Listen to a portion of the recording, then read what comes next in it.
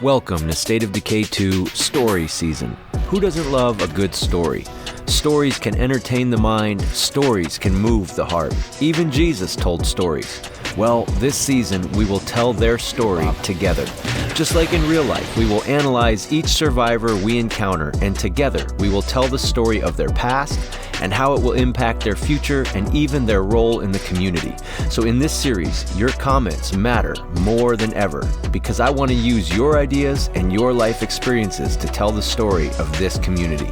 So if you stick with this series, I'm sure we will become better friends along the way because we shouldn't have to wait for the apocalypse to realize people are the most important.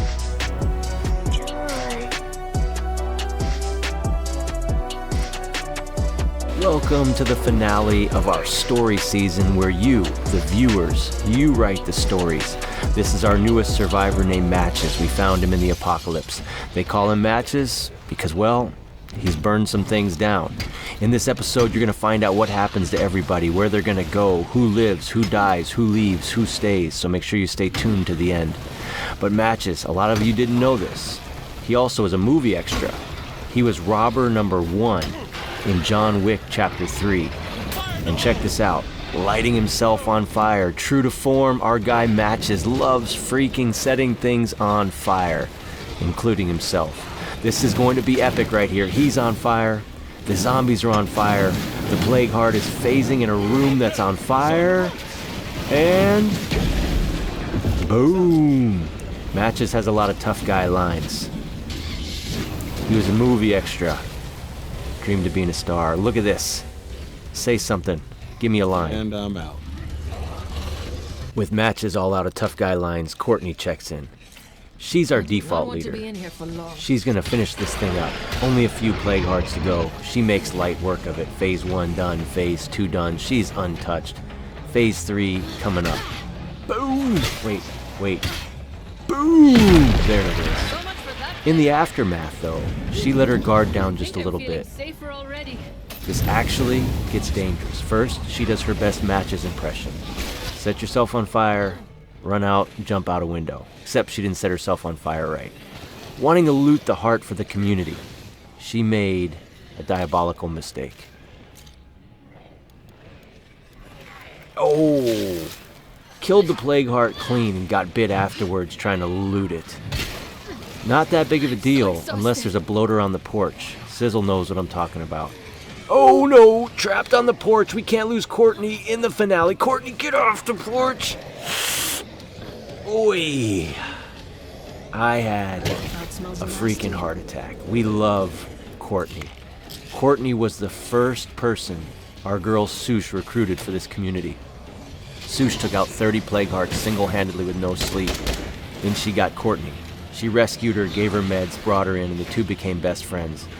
Well, you know Sush is no longer with us. But Courtney carries her imaginary pet wolf with her, Gambino. Sush, in her delirium, doing that solo with no sleep, had an imaginary pet wolf, Gambino. And once again, our girl Courtney is in great danger of death. Car is on fire. Do not get hit by that juggernaut. Does that do more damage? Is it going to accelerate the explosion? I got out of the car early because I didn't know if that was going to blow up sooner than I thought. But we got this epic footage.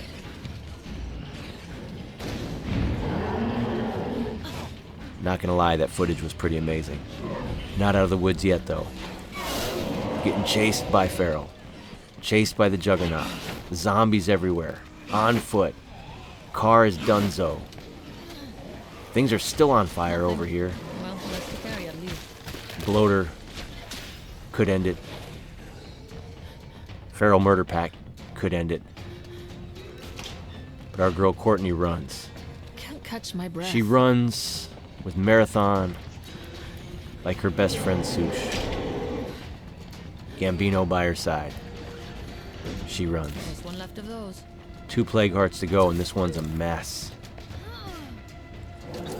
Courtney, you know her story. She was an amateur pilot. She crash-landed in the apocalypse, taken in by an enclave along with her husband. Turns out they were evil people.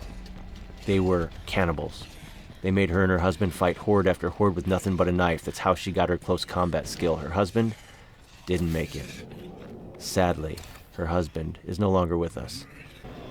Well, she got back in the fight. Gave it some time. Snuck back up. This place is still a disaster. I don't know where that juggernaut ended up. But fortunately, we got that repair kit out of the trunk. We're able to repair it. That was the ultimate test of nerve right there. And let's repair it again. We've blown up so many cars in this Wandering around series, in it's plague ridiculous. territory might be a bad idea. Nerves of steel, we call it. When you're fixing the car and zombies are creeping up on you, do you have nerves of steel? That was about the best example of nerves of steel. Now let's knock out this plague heart and get to the last one. Let's go, Courtney. Oh, if you remember, early in the series, Courtney almost left the group. So much for that plague heart. We got one plague heart That to go. should solve the Should we plague shoot this zombie guy? problem around here. Should we shoot him? Nah. He's It's just hard to staggering. believe we're just one step away from wiping out blood plague in our town. One plague heart to go.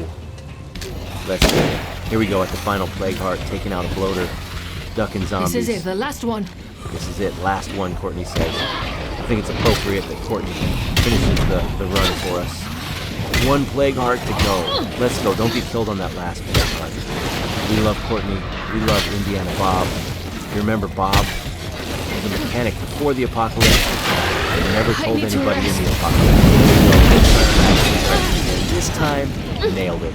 Set herself Well, on that's the fire last of those. and jumped out the window. Matches would be proud. Yeah, but Indiana Bob from Indiana wanted to be a baker. He's baked a lot of cupcakes for the crew, a couple of real cakes. We gotta get that anniversary up. Yeah. Then we recruited Eric. Eric read a book think about it's hurting. mechanics. And let up He's now. not a very good mechanic. He knows about fluid and three-handed doors. But he thinks he's a good mechanic. Bob didn't like him at first, but now Bob really likes him. They're good buddies. Where are they gonna go? Are they gonna stick around with the group after this? Are they gonna go on their own adventure? We'll find out. Don't forget Izzy and Sonny, mother-daughter. They're gonna be looking Aim for their for the son head. out in the apocalypse. What about Sierra Pratt? What's her fate? We'll find out. Hoping this blows up on the last shot for an epic finale. That was my last shot. Nah. Gonna have to go just smack the crap out of it with this axe. That's pretty cool too. Almost out of that. See if we can time it up with the boom. That's right, we did it! No more blood plague in our town.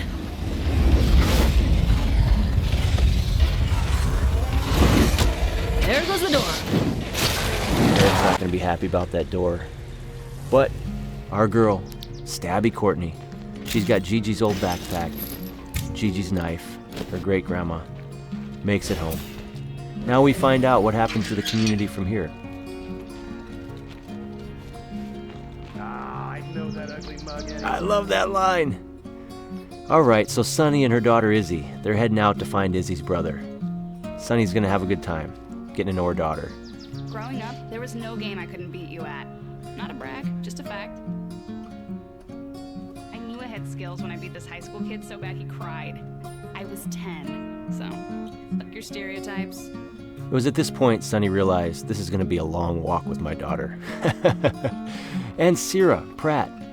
She knows her brother's out there somewhere. She figures, hey, if they're out looking for Izzy's brother, I'll tag along, find my brother as well. Matches. He joined the community late, but he's going to go out and start a group for veterans. If you're a veteran, let me know in the comments. I want to give you a thank you. If you're active duty, I want to thank you in the comments. Let me know.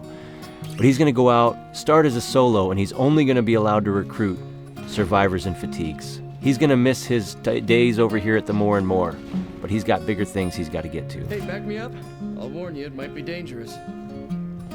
After you. So our guy, Eric, he's decided he's going to start an Apocalypse University where he teaches people mechanics. He wants Bob to go along with him, help him establish this university and teach people how to bake. Bob's not sure what he wants to do, so he heads down to the river to contemplate his life, to touch grass, to meditate, put his toes in the water. He's so at one with himself and at peace with the universe, he's not even worried about this bloater.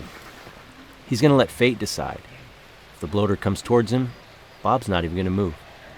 He's just going to sit here alone with his thoughts, listening to the trickle of the river. Except Eric is behind him. Eric was following him the whole way, so he could watch Bob think about the decision that he has to make. Eric's a little nervous, but he's taken like Bob. They're gonna sit there.